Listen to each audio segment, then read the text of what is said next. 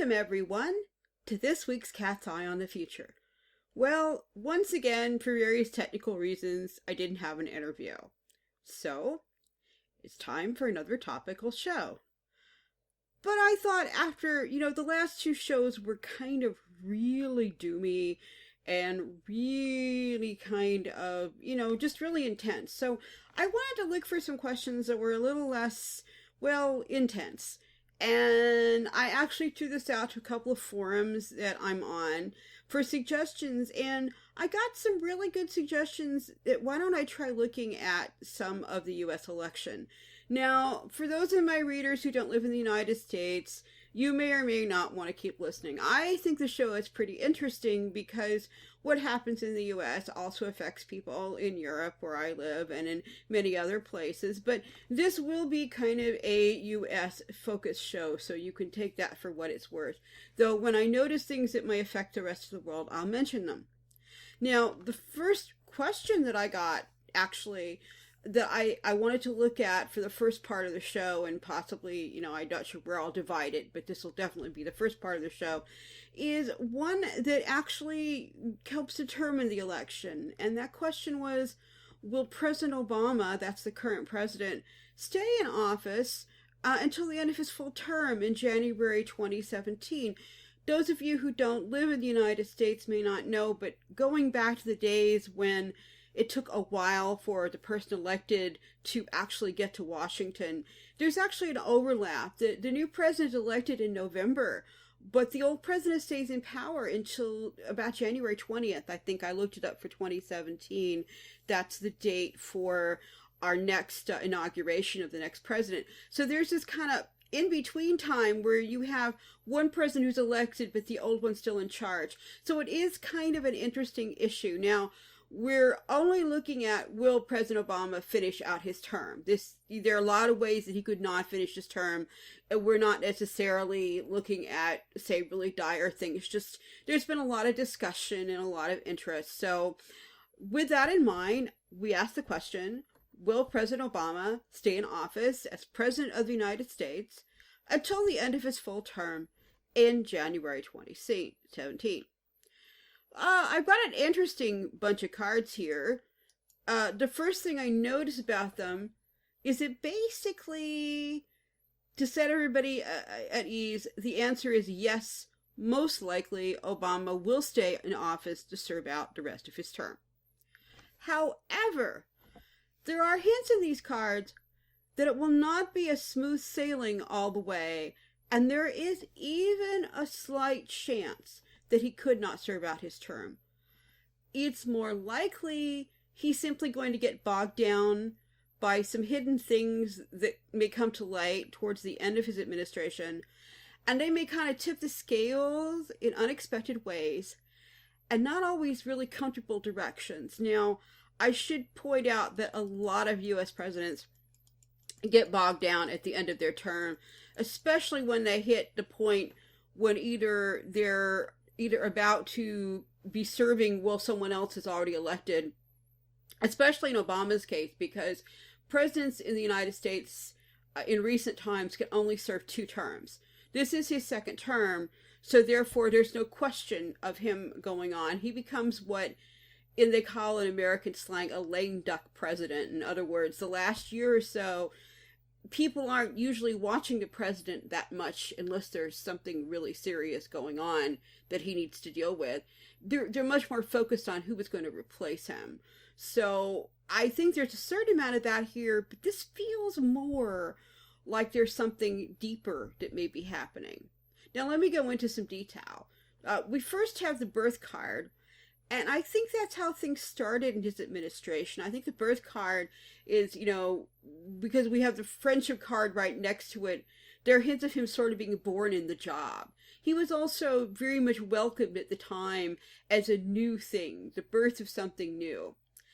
And he also had friends that helped things to work out for him. I think both in terms of getting the nomination. We know there was a big meeting where, he and Hillary were both invited, and suddenly Hillary was no longer the candidate and Obama sort of was. He still had to pass all the primaries, of course, but basically his friends pushed him.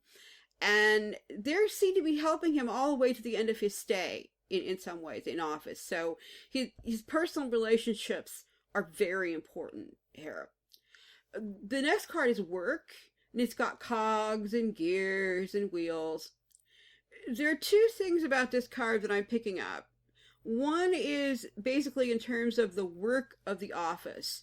This card is usually about mundane work and jobs and getting things done. So we have the work of office, which is next to the friendship card.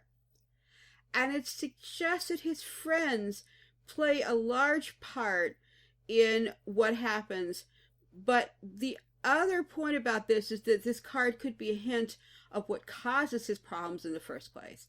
In other words, during the last part of his time as president, work and employment and the economy, but especially work and jobs in the U.S., or more likely the lack of employment, and possibly the way the public has been led to believe that officially everyone is working, when the people are not stupid. They can look around to their own family and friends and see that no matter what the government is saying, this simply isn't the case. There's huge unemployment.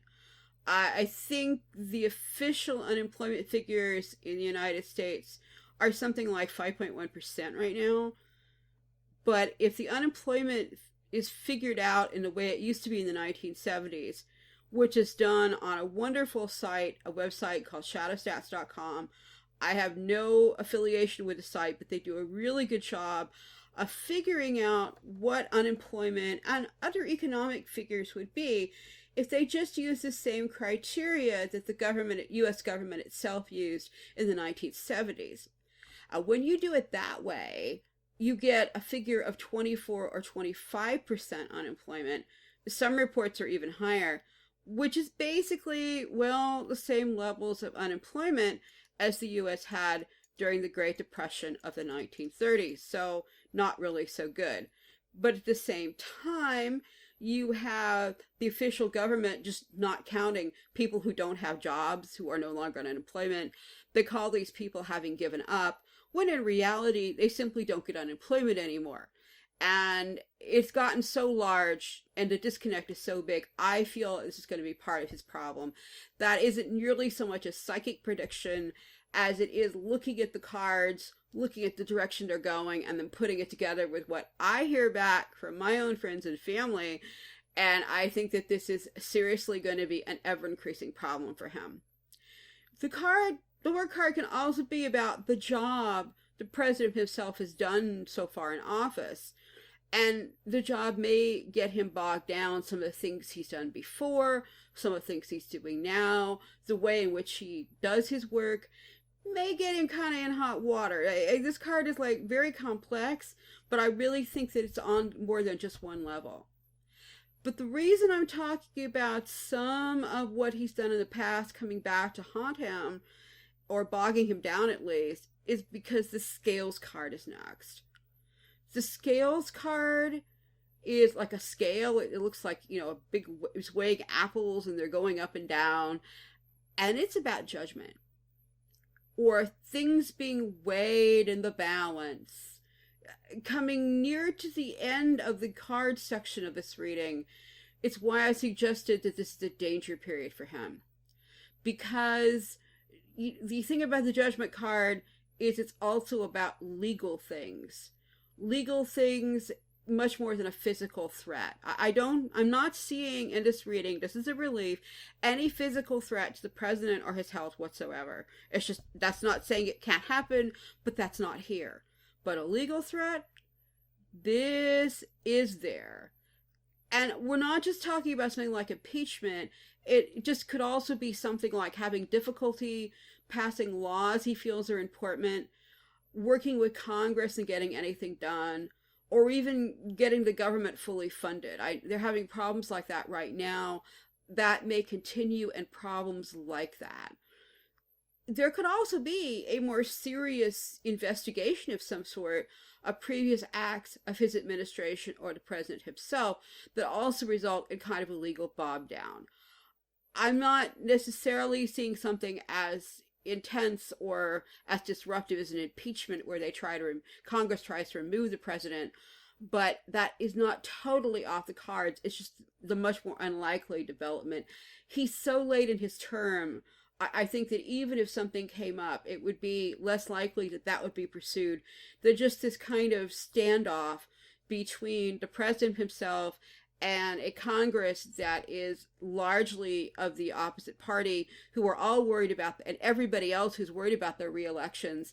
And they may not want to be associated, even if they're Democrats, with a president who may be having difficulties of this magnitude. Now, the last two cards, actually, I'm reading them together. They're the Union and the Tree. And the Union card is the two beautiful streams coming together. And it often represents countries with union or united in their name, such as the United States, or even former countries like the former Union of Soviet Socialist Republics. In this case, it's certainly the United States, because that's what we're reading about.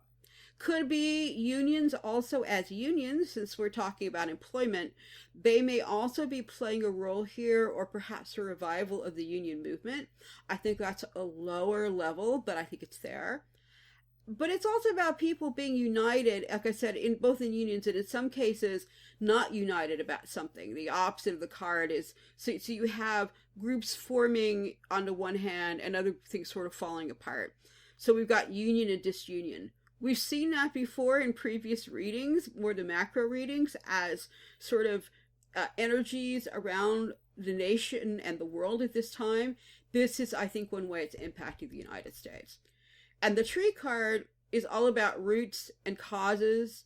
And in this case, the U.S. has always talked about the Tree of Liberty, which suggests to me that if there is a legal problem or issue of judgment, the most likely concern is something very fundamental to the U.S. and how it sees itself. Probably something to do with the Constitution itself, whether something is itself constitutional, or an other founding legal document. Finally, we need to look at the runes before we leave this topic, and they're Pethro and El-Hajj and Lagouche. I got 3 of them, and they suggest that the dice have not yet rolled on this one. In other words, things aren't totally clear, which is why it's a little hard to tell the exact ending. Pethro is known as a dice cup, and it tends to be about fate. It's also about gambling, and sometimes the unexpected, too. So, again, there's that hint there. Coming at the start of the 3 runes, it suggests that the dice have not yet rolled on this one, pretty much. Being the dice cup, as I said, it tends to be about fate, and that means that we may roll up, snake eyes. The elk rune is usually associated with protection. Another reason I'm fairly sure that while the president's last days may be rocky, he's probably going to be protected in some form or fashion. He will probably finish out his term. He has that overall protection rune. But finally, the Lagouche rune or lake rune is all about hidden things slowly coming into light. It can also be about the unconscious mind, dreams, desires, water itself. We can't forget actual water or weather. But even mental health or madness. It's like the moon card in my deck or the tarot deck, but it's even more about hidden things. My feeling is it's mostly about things coming to light that tip those scales in a direction that affects the union and the tree. And it just probably throws a big monkey wrench into things by the end of Obama's term. They probably upset things he would like to do and agendas he may like to have fulfilled. The protection rune will hopefully prevent any unconscious mental health issues, but there's no certainty on that. But again, he does have a certain amount of protection there. Whatever is coming into the picture, it isn't obvious right away, and it could even have to do with actual water, lakes, or oceans. Again, some weather-related or water-related event that has some sort of impact that I can't see at this time. One thing that's interesting in the reading is what isn't there. Surprisingly, we have no cards or runes for money, fortune other than the dice cup, but fortunes is in terms of money, no, communications, vanity, hubris, or destruction. That could be because that information is still hidden by the Lagushroon, or it could just be they're not playing nearly as great a role in the situation as, say, the concept of friendship, work, and union are. Those are the important three things to remember with the last days of Obama. Okay, that's enough on this one. For better or worse, depending on your political viewpoint, my summary is, it looks like the current president of the United States, Barack Hussein Obama, will serve out his term, though perhaps rather stymied and unhappily in his last few weeks and months. Okay, well, since we started out with politics, and I wanted to keep in the same vein, we're going to move around, and I thought it would be fun to look at a few of the candidates and their general energies around them. Also, I was asked about this in the forums, and I thought this was how could I condense this? I mean, it's far too soon to try predicting who will win. That's not really my skill anyway, but even if it were, we're not even sure exactly who's running yet for certain. And given that the field of candidates is still very large, I'm not even going to attempt to do everyone, or we'd be here all night. I'd be really tired, and my audience would probably be bored out of their skulls. I will add to this now that I'm recording. I spent like about 5 hours doing this last night and got to bed at 3 a.m. just doing the 4 that I looked at. I know it doesn't seem like that when I'm reading it and condensing it down, but as any radio host can tell you, of doing just about anything, there's always at least an hour's more work into every hour you put on the air. So that's why I concentrated down on this. We can return to this topic in a few months when things are more settled. But right now, this is just I'm gonna pick some cards and runes for the 2 highest ranking candidates in each of the most recent party debates. This means, unfortunately, not looking at some people who may yet run and be, very important.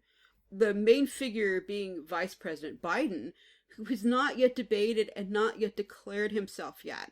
So, he could be a player. There may be other people yet, but these are not intended to be predictions of the winners, but just to tell us a little bit about the current energies around some of the candidates.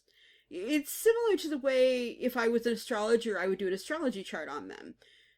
A good astrology chart can't usually predict exactly who will win an election either, but it can forecast some of the most likely upcoming events or issues an individual candidate may be facing. I'm going to try to do kind of the same thing here, but in a slightly different way, using cards and runes.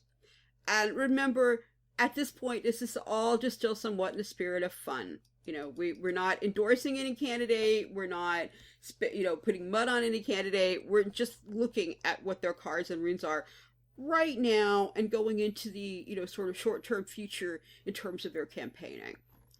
We've had like I said, we had these 2 previous really heavy and scary shows. This is an attempt at somewhat lighter fare. We've already had the good news that President Obama's health and well-being are probably assured. Depending on your political viewpoint, I think for anybody as a human being, that's good news. So we already have one kind of light reading. Let's look at some of the others. First, I'm going to flip a euro coin, and you can hear me do it right here. See who goes first. Who are we going to read for? The euro side is Democrats, or heads, and the Tree of Life design is Republicans. Again, heads or tails if I was using an American coin. And the euro is heads up. It is. Actually, I flipped it last night. I'll flip it again now. I've got it sitting right here. But I flipped it before I did the reading so that it would be all cool and we know what we were doing. So, in any case, totally flip of the coin. We're going to do Democrats first. Since outlets are reporting both frontrunners as winning that debate, it's pretty easy for me to decide which 2 to do. I'll state at this point, and possibly again one more time later, I have not watched either debate, so I am basing this purely on Google searches and what people have said, and I've done my best to not know what they've been up to most recently so I can do a better reading. Okay, anyway, I'm going to start with the lesser of the 2 known candidates, lesser being relative, and move on to the previously more famous one, at least more famous before the election. So what do the cards and runes have to say about the energies for Bernie Sanders and his election campaign for President of the United States? Bernie Sanders being another politician who is running for president. Well, looking at his cards, Bernie faces a rather mixed bag of energies at the moment. Remember, we're reading overall, but his picture of things as they stand now, and that could change later. To me, the really interesting thing about Bernie's reading is the first card, or the foundation of this reading, and possibly his campaign, which is the moon. I mentioned that during the last reading when talking about Lagouche. The moon is about ideas, things, dreams coming out of the depths. Things that have been hidden, now being revealed. To me, this is the perfect card for a populist like Sanders. Someone who kind of bucks the mainstream, may seem even a bit eccentric or mad in a British sense. That idea of being just a bit odd, but in an interesting way. He sort of seems to rise out from nowhere, from the depths of the sea, and is slowly making a dream reality, or he's trying to. In other words, and in some ways also, he picks up on the unconscious of those he's trying to communicate with and speaks to it. Again, I think this card is how many people see Mr. Sanders, and quite possibly is some of the way he sees himself. I don't know him, but it's very likely. He's full of potential, dreams, and perhaps even some psychic awareness, admitted or not. He's sort of the underdog coming forward into the light of day. However, the second card, I think, is his problem. The second card is the Beast. The Beast card is an angry dragon that lurks in the heart of every human being and represents our deep and dark emotions like anger, rage, lust, jealousy, violence, and the like. I think this card has a double edge in this reading. On the one hand, there is some very violent opposition to Mr. Sanders' candidacy, especially even within his own party. Even some of the Democratic establishment really don't like him. There is also a good deal of rage and fear that his entry into the race has sparked on their parts and on the part of some of the opposition. On the other hand, the middle card is the Home, which suggests to me that while he faces great opposition, in some ways he's also riding on a dragon of populist anger and rage that come from the homes and hearts of many regular people, regular folks. The card itself shows a modest table set for tea with a roaring fire and a cat sleeping on a mat. This isn't quite a chicken in every pot, but it does sort of represent that kind of modest hearth and home, not a castle or a mansion, but the type of place that a not too poor or middle-class person would fit well on this card, and the hopes of even people who are very poor, this idea of, I have my own hearth and my own home, and this is where I am. Whichever way these first two cards are read, and frankly, I think it's both. I think there is both rage and anger stirred up by the candidate on the part of his opponents, and on the part of his supporters, there are also a lot of rage and anger. But of course, they're angry for different reasons. But either way, I think this card is trouble ahead. Because the reason I say that is we have both the prison card and the now card, which gives us a heads up that now, or very soon, it's a time marker. I'm writing this the day after the debate. It's now 2 days since the Democratic debate. It's the 15th of October. The campaign, or Bernie himself, may find himself trapped or slowed down, inhibited in some way. This probably isn't permanent, but as the newer candidate in the race, he really needs to continue to gain ground early to have a hope of winning in the primaries. That's just the way things work. For those of my listeners, again, not in the U.S., the U.S. elections are a bit more complicated than most modern democracies. The candidate must first win the party nomination and then goes on to run for president. But he isn't just picked at a party conference like he might be in the UK if he were looking for prime minister. He's not just a leader of the party. He actually has to get voted on or similar. Some states don't do voting, but basically he's voted on in each state, and he has to win a certain percentage of them in order to be the party's candidate. Again, that's a simple version, but having a monkey wrench thrown into his campaign right now could make that path forward in the primaries a lot more difficult. There's also the off chance that the prison card could be about some legal issue, old scandal, or even prisons themselves. Here, if it's the latter, if it's actually about prisons, it might be something helpful to him. And the reason I say that is because the runes are both highly positive and they echo the first card. We have Gabo or gift. This card represents things like union, marriage, and equal partnerships.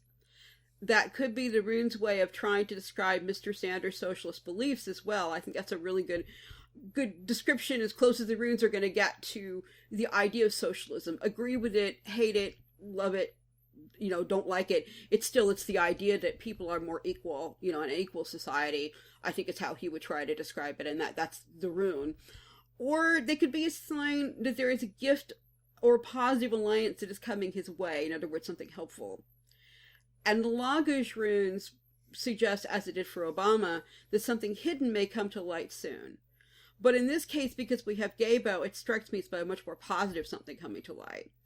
It echoes the moon card, so essentially we have a reading starting and ending with exactly the same energies. Bernie Sanders is all about the unconscious and dreams and making dreams a reality. Now, if what is hidden is positive, it may lead the way out of the prison card, even if he should find himself trapped in some way. If it is information about something hidden that proves to be the gift, I have to wonder if prisons or something about prisons or prisoners will somehow figure in that information that comes to light. It just isn't possible to tell yet, but to summarize, my strong feeling is very soon Bernie's campaign is going to hit a rock of some sort, and it will seem like a trap or bog him down for a bit. That prison card, especially essentially holding him in jail. It may not stay that way, but it needs to be wary and watch those dragons. Both those flying at him and those he may be riding, even if he's not aware of them yet. Because they're powerful beasts and simply, our humans find it very difficult to control them. Okay, well, having read for Bernie Sanders, let's move on to the more famous name of the Democratic race. That would be someone we all know. That would be Secretary of State and former First Lady Hillary Clinton. So, what do the cards and runes have to say about the energies around Mrs. Hillary Rodham Clinton and her election campaign for President of the United States? Now, Hillary, as one might expect from a rather complicated person, has rather complex and even conflicting sets of energies, at least right now.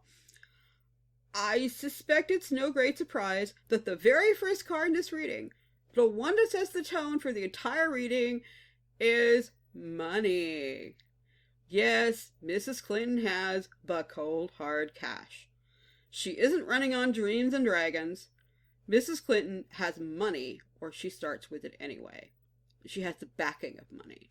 This card is followed directly by the father card, a card showing an adult man showing his son or child how to shoot a bow and arrow. He's directing and pointing him in exactly the way he wants that arrow to go. These two cards suggest that both the great powers of wealthy backers, but also those who think or believe they direct things, directing and approving her as a candidate, or at least trying to tell her the way she should go. And, it's a very powerful combination. The power card is also a very strong male type of energy. It doesn't have to be a man that's in charge of things, but in this deck, the energy is masculine, which suggests powerful, direct, almost physical types of force. They could be manifested in persons or groups and people that are helping her, but basically it's very much, you see a hammer and you hit it with a nail, or in this case, you see a situation and you point an arrow and you shoot it. Simple, direct, in this deck, very masculine. If it was just these two cards alone, I would say that Mrs. Hitler had been chosen already as at least a candidate of the moneyed interest in the elites. Or at least she was hoped to be chosen in by some of them. However, right smack dab in the middle of the reading, just one card before Per Bernie ends up with the prison card, Miss Clinton gets one better. She gets, wait for it, the destruction card. This doesn't mean necessarily that her whole campaign is totally destroyed, but it does suggest that such a destruction is possible, or at least the destruction of her basic base of support, especially some of her money backers and her directors, are likely to be destroyed, implode, or somehow, disappear for a while. It is also possible that that they are what is destroyed. It isn't totally clear, but I believe that if she ends up dropping out of the race, or even just has a really nasty time coming up soon, it will be partly her own doing. So yes, she has problems with her money and her base, but a lot of what happens after the event will be her own choice or the result of her own actions. Why do I say this? Because the next card is the beauty card. The beauty card shows a lovely young woman seeing her reflection in a stained glass window. She realizes for the first time that she's beautiful, that she has power, especially feminine power. It's the opposite sort of the masculine and direct energies we see in that father card.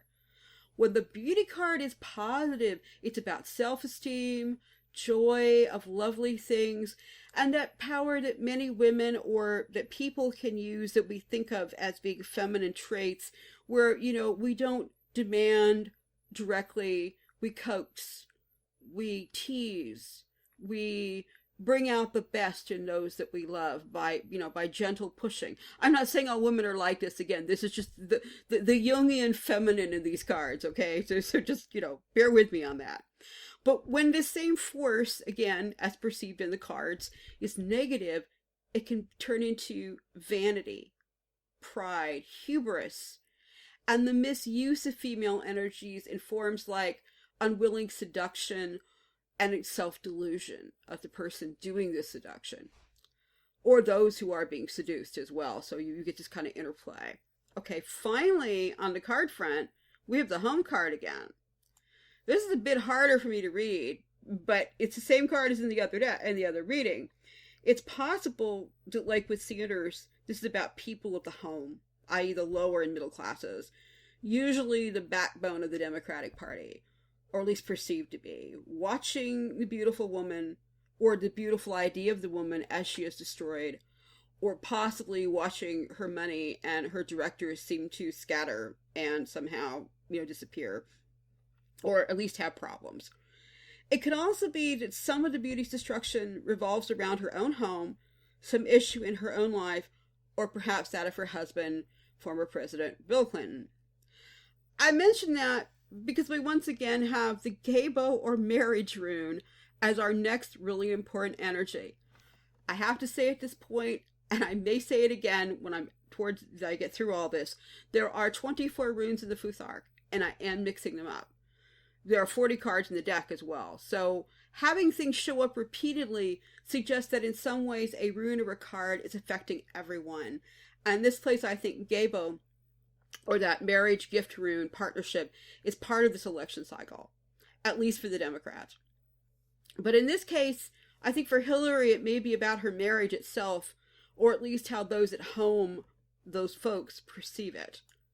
Interestingly enough, the final rune is El Hajj again, which often means protection, which could indicate that her marriage is either protected or provides some sort of protection for her during the destruction.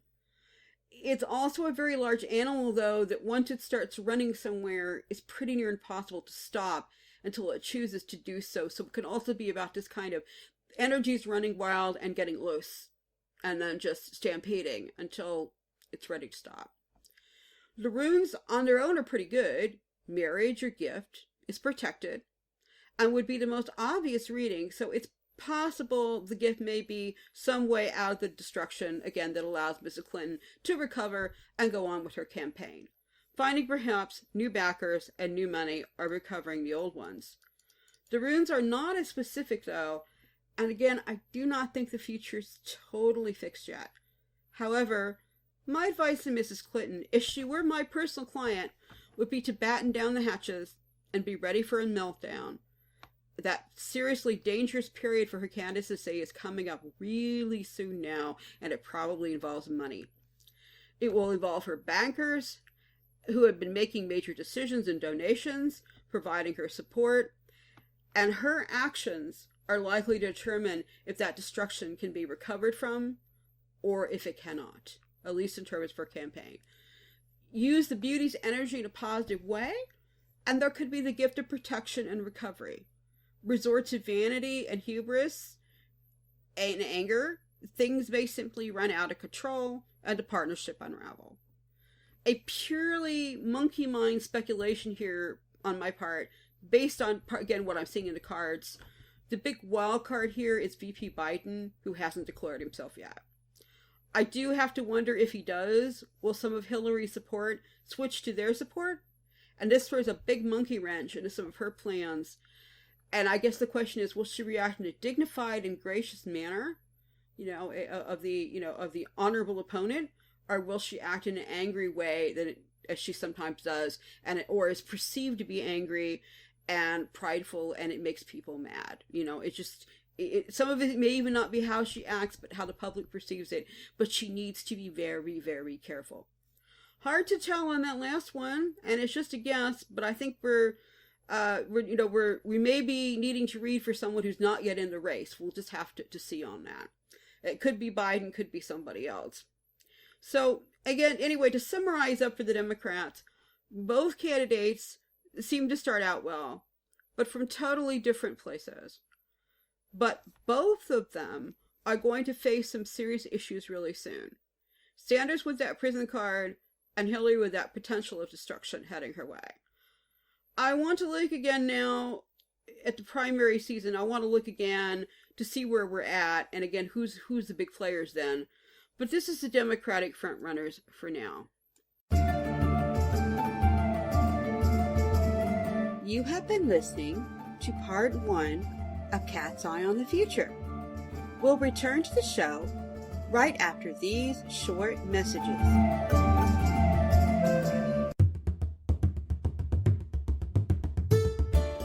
Do you have questions? The cards have answers. If you would like a personal reading with Melody, just go to my website, melodipsychicreadings.com. That's Melody with an I, psychicreadings.com, for information, or email me at melodyreader@gmail.com. Readings are available using Skype, phone, email, or even in person if you are lucky to live in Ireland. Why not find out what special messages the cards have just for you and book a private reading today?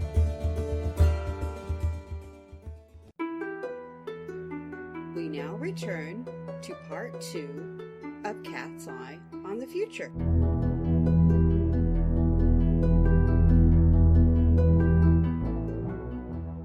Okay, well, that was the Democrats, including the president.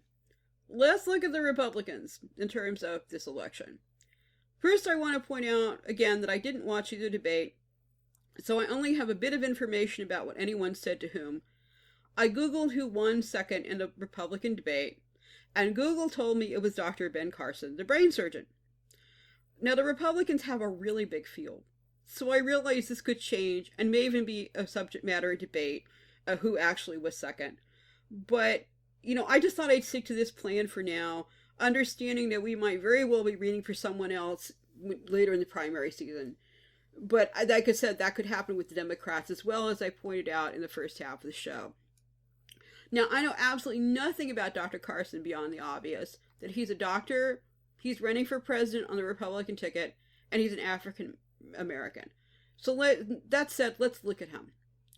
What do the cards and runes have to say about the energies around Dr. Ben Carson as election campaign for President of the United States? All I can say about the first card in his reading is wow. Sometimes the cards really do throw out something very obvious, Something that lets you know they're really responding to the question. Our first card in this case is the stranger. The unknown person or energy. The new individual just coming through the door. I just took a second look to look up a couple of sentences about Dr. Carson on Wiki. I didn't want to find out too much, but I wanted to find out if he'd had a political office before now, because most candidates do. And it turns out he's also a stranger to politics. At least official ones. As a doctor, I live in a medical family, and I'm sure my father-in-law can tell us all about politics of running a major medical center, but he's new to the politics as in Congress and presidents. So he is really a complete stranger coming into the room.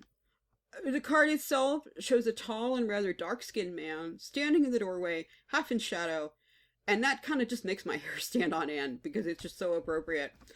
The next card, and we've seen it before, is the beauty card. This card isn't just about women. It was in Hillary's reading, but it's about feminine types of power. But it can be for anyone who's becoming gradually aware of their own power and potential. Yes, it can be vanity or hubris, but can also be the dawning of confidence and growing strength. And again, particularly the strength of making connections, the strength of, just finding that well of power within yourself. Unfortunately for Dr. Carson, in the same position as Hillary's destruction card, and one over from where Mr. Sanders ends up being with the prison card, Dr. Carson has the cave card. The cave is a gray, desolate, and very sad card. It shows a person withdrawing into a hunched fetal position and putting their hands over their ears and their face to the ground. In a personal reading, it is often about depression, grief, or great sorrow. It can be positive if time is needed to withdraw and think things over, but usually this is not a card you want to see in your client's reading, unless it's in the past. Because the next card is the Inquirer. This card is usually about the person being read for or doing the reading. I'm drawn to the conclusion that in this case, Dr. Carson will decide himself, for personal reasons, to withdraw from the race, either for a time or for the entire race. He may experience a period of sadness or depression that will affect his candidacy very soon, and that may be something he has no control over. This could be something that happens in his life or other things that cause him to do this, but it's possible that something outside everyone's control is about to hit very soon. I'm starting to wonder, because all the candidates so far are having these kind of cards in this position. Because we're seeing this sort of downer, worrying, distressing card in the same position in every reading so far. It may not be Dr. Carson himself at all, although this may be his reaction. When that happens, you do always have to consider the possibility that something outside that's affecting everyone in the campaign that may also affect even crossing party lines, or even the whole world. We just don't know what this is yet. However, getting back to the reading itself, the Sun card is the last card, and that suggests that all is revealed or comes to light, and could suggest a slight potential for his return to the race if his withdrawal is only temporary. I think that at the very least it suggests that Dr. Carson will recover and come out of his cave and into the strong and healing light. Whatever happens, he comes out of this very well. The runes now are interesting because the runes are Hagalaj, the Hail Strike, and Pethro, or the Dice Cup, again. I'm drawn towards the idea that Dr. Carson himself is the Hail Strike, a new and sudden voice that strikes to the heart of the matter, shakes up the Republican Party, disrupts it, or at least their envisioned way that the campaign is going to go, in some profound and powerful and sudden way. The Dice Cup indicates this is likely his fate. He's unlikely to actually win the nomination, at least it looks that way at this point, but his legacy may be to shatter a new pathway forward for himself and the Republican Party in the future. No one is sure where that might lead. Perhaps even another run in the future for president, if Dr. Carson, is forced now into what he considers a strategic retreat. But the dice are rolling and nothing is quite certain yet. I want to add that I had time to sleep on this, and really this man is the one to watch. I feel he has strong potentials for something and has a very powerful destiny. Honestly, it probably isn't in presidential politics, or if it is, it's much later. But he's definitely a person of, I don't know, very strong destiny. That's the only word I can think of to use. So he, for good, ill, those are his choices. But he is a person to pay attention to, and quite frankly, that reading surprised me because I'd never really heard of him much before, other than I'd seen his picture in the paper, but I didn't know really anything about him at all. So this has nothing to do with the man's politics, but his energies in terms of, his psychic feel is that he's going to do something very important, but probably a little later in the future. Okay, so his reading is kind of short because it's very short and to the point. It looks like he starts out well. He does his destined job, which is to shake everything up, and then probably in terms of the campaign he fades, at least for a while. But now, certainly last but certainly not least, we're going to have a totally different kind of figure. We're going to look at the man who may be the ultimate outsider, or at least one of the most surprising candidates of my lifetime since Ross Perot. At least surprising in terms of doing really well. What do the cards and runes have to say about the energies around Mr. Donald Trump, and his election campaign for President of the United States? I can't believe I'm saying that. That's no comment on whether he's a good or bad candidate. I'm trying to stay completely out of that. It's just that, wow, it's a surprise, okay? For somebody my age, and I'm not quite 60. All right. Okay, Trump's cards, like Mrs. Clinton's, are rather complicated. Big surprise. And also fairly intense. His first card, the one I think is the hallmark of his candidacy, is the skills card. Now this card again shows a bow and a quiver of arrows, but this time they're just laying on the ground. It suggests that someone has the skills to pick them up and use them well, or is perceived to have the skills to do a good job with them. From what I can tell, that seems to be a rather perfect description of how Mr. Trump is selling himself to the American people. Hire him because he's a boss and he gets things done. Again, the cards somewhat amaze me in how well they point out the obvious, because that's what he's doing. The second card, however, while powerful, is a bit more confusing, as it is the no card. This card has one word on it, and it says no. Usually it means that something before or after it is a negative, or thought to be a negative. If it had been the first card in the reading, I might have read it as no campaign. In other words, Donald, retires and withdraws. But that's not where it is, and I don't think that's what it means here. So let's take a look at both cards on either side, and the card next to the no card is liberation. This is a couple escaping prison on horseback together. Now, if you put no liberation together, or no escape, you get, again, exactly the same position of the two cards that come together to be almost the same as the prison card for Mr. Sanders, the destruction card for Mrs. Clinton, the depression card for Dr. Carson, and now no freedom or no liberation for Mr. Trump. Now, I'm absolutely certain that some event or situation is coming up in the near future that will impact negatively or somewhat negatively on all the candidates I have read for. Maybe just about the election, or as I said before, it could be about affecting all politics, the nation, or even the entire world. I simply don't know, because that wasn't the question I was asking, and I don't have time to look at it in this reading, but I may later.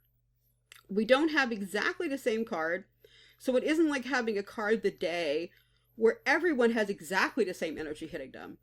But in this case, we have very similar energies hitting everybody, and in Trump's case, it may start impacting him a little earlier than the others. I have to say also, after having slept on this, that there's a certain amount of what Trump rides on, which is not exactly negativity, but in people saying no to things, and in the public saying, no, we don't want this, and no, we don't want that, and yes, we want Trump because we think he will say no to this. So that may also be part of this card for him as well, and it may also be part of what gets him having issues a little bit earlier. I can't guarantee that, but I have to add that in. Okay, when we combine this with the potential that Mrs. Clinton's campaign had for money issues, and given that Trump is an international businessman, or at least that's, that's been his career, I'm speculating also that a probable cause of some of the negativity that affects everybody may be some sort of macroeconomic event or serious geopolitical event like a big war or something that also impacts the economy in some way. I mean, it's something that I think upsets money and jobs, and again, that would even go back to President Obama about the same time. It makes things worse. If the country were suddenly plunged into a recession even deeper than the one they already have, that would also affect everyone, and it might actually even affect the bankers that are giving the support themselves, or the wealthy people that help run campaigns. I'm not certain about this, but given the cards around employment, money, and skills, the negative energy makes the most sense, along with, I said, a little bit of that no vote for Trump. In other words, not no one is voting for Trump, but Trump, yes, we say no. Instead of we say yes, we say no to this, that, and the other thing. Okay, interestingly enough, after the no liberation and no freedom combination, we now move on back to and we get the Sage card. The Sage is all about wisdom, learning, and experience. Now, that's a really good energy for a candidate to have, especially when he's running on his experience and perceived wisdom or ability to run things. Again, hire me, I'm the boss. I know what to do. It also suggests he may recover from the negative situation partly by championing education as the way forward. The Sage is the scholar. He's sitting there writing in books, and he's also reading books. So I wouldn't be at all surprised if part of what he is perceived as doing that's positive is saying, I will bring education back, and I will ensure that children and adults are educated and able to perform their jobs, type of thing. I get this perception. Now, the final card is Mother. We show a loving mother protecting her children. It suggests that if Mr. Trump can somehow manage to have a nurturing image and show himself as a protector as well as a doer, his energies will continue to improve, and he will be going in a positive personal direction. I also found, after running these show notes by one of my forums last night, one of my test readers said, and I didn't know this, that Mr. Trump apparently was very, very close to his mother and credits her with a great deal of his success and as a model in his life. So that may also be part of what this card is about. And I would never have known that, and I want to thank that person. And I don't have permission to use their name, so I won't. But just thank you, because that was an insight I would not other have had. Okay, so finally, we want to sum up with the runes, and they're really interesting. We have Thurisage, or Thorn, a rune which also means giant, or large, the great forces of nature, which I think, again, Trump is kind of many people see him as kind of a great force of nature. And it's just perfect for his larger than life expression. It's about something being pricked or nicked into place. Also, it can be like sticking a pin in a balloon and watching it explode. Like the thorn on the rose, the Thurisage rune shows that pain is sometimes required to obtain a potential goal, something Mr. Trump needs to remember if he's going to ride this out to the end. Finally, the last rune is Dagaj, which is new dawn or new day or new beginning. A very powerful potential here for his candidacy. However, within the Dagaj rune is also the solar spark of nuclear and explosive power. So you have both the potential for a bright new day or a meltdown after the thorn pricks something that's annoying beneath the skin, and the blood starts flowing. So he has to understand that things that prick him to move forward, yes, they can make him angry, but he has the choice of using that power to move towards a new day, or like Hillary, to kind of melt down in an angry mess. And he needs to be, if he were my client, I'd be telling him to watch that. I'd be doing it gently, but I'd be saying it, matter of fact, Mr. Trump, these are the pluses, these are the minuses. This is something you have to watch for.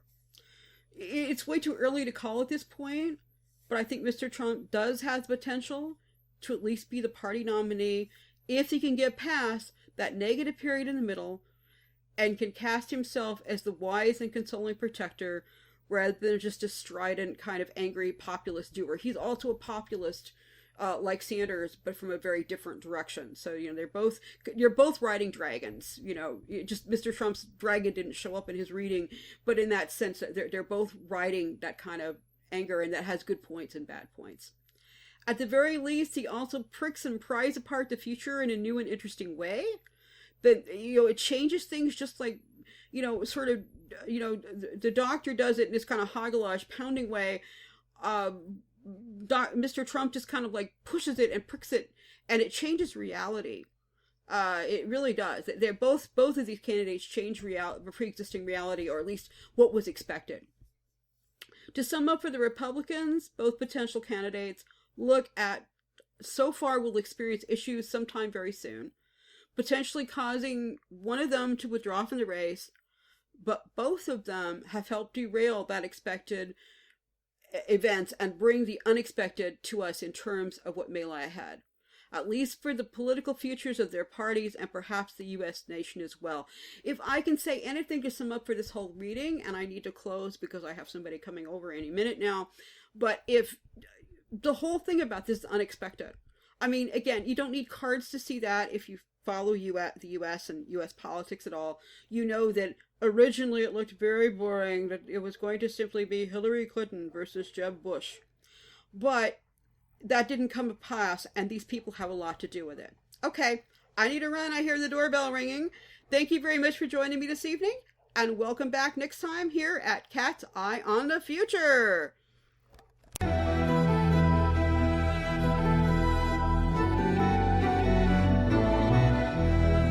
You have been listening to Cat's Eye on the Future, the show where we take a look at what's coming up in your world and your future.